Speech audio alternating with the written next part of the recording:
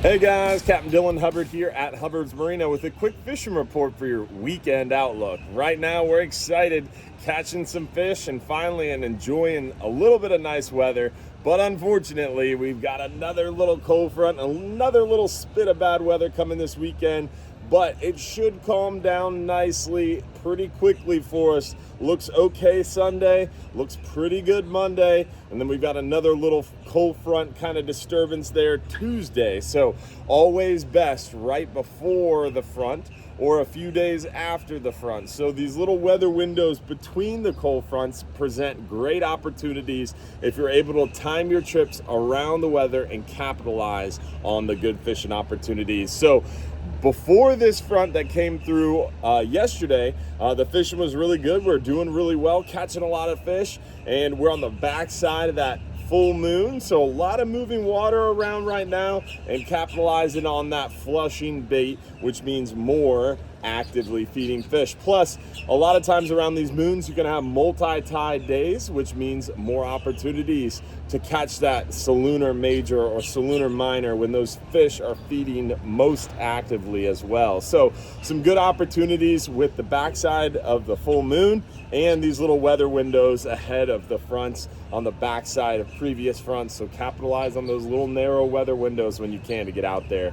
Inshore wise, when the water's all stirred up and nasty, sheepshead are a go-to option. We're also seeing a lot of redfish around our dock lines right now. We're seeing a lot of trout in the shallows on those edges and in those potholes. We're seeing a lot of redfish in the back bay around the grass flats and mangroves too, but the dock lines are really where you want to go. Snook all the way back into the bays, the rivers, the creeks, the bayous, as far back into the back country as you can get. You're going to be finding those snook the best. We're seeing a lot of flounder around right now, a good number of triple tail too, a handful of pompano here and there, but the dirty water makes the pompano a little bit tricky.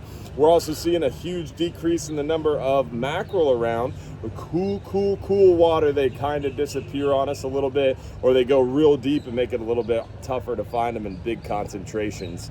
Definitely best in the spring and fall and persisting through the summer. This time of year, they get a little bit tougher. Now, we are seeing a lot of sharks around still, and some pretty big sharks at that. The cooler months, we see less numbers of sharks, but the sizes are a lot larger. Now, Nearshore, focused on those hogfish right now, doing really well on the hogfish. When we catch those opportunistic opportunities, when those fish are biting best, we're doing really well on the hogfish. Wednesday afternoons, 5-hour half day, caught 10 keeper hogfish. We're seeing a good number of hogfish on our 10-hour trips. Tuesday's 10-hour trip was a little bit slower. We had a long period during kind of midday where we had a lull in the current and not much action, not much bites happening, but we did much better Thursday, and overall through the week we've been seeing a good number of those hogfish, but they are a little bit hit and miss with this weather, so you have to time your trips around the weather in order to capitalize on the best bite and the best chance for catching a lot of those hogfish. We're seeing good numbers of lane snappers, some decent numbers of mangrove snapper, and we're looking forward to January 1st when those red grouper reopen. You can get those red grouper in the deepest nearshore waters, but we're really going to be focused on them offshore, out in deeper water.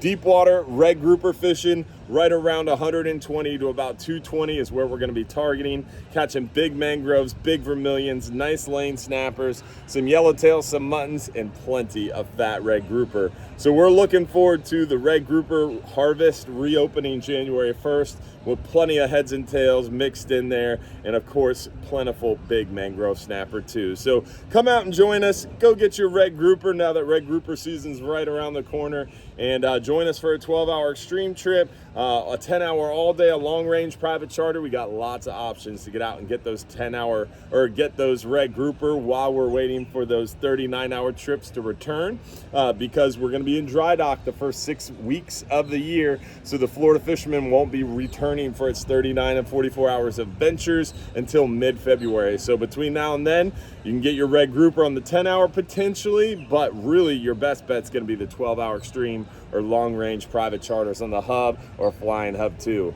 Y'all have a great day, tight lines. Hopefully we'll see you out there on the water soon. Don't forget, every Sunday night we've got our live stream show. Friday night, tomorrow or today, tonight we've got our, of course, Final Friday action. So join us for Final Friday. Join us every Sunday night at 7:30 p.m. for our live stream show. And then also don't forget about our Real Animals radio show every Saturday morning, 6 a.m. to 8 a.m. Y'all have a great day, tight lines. We'll see you out here on the water. Thanks for watching.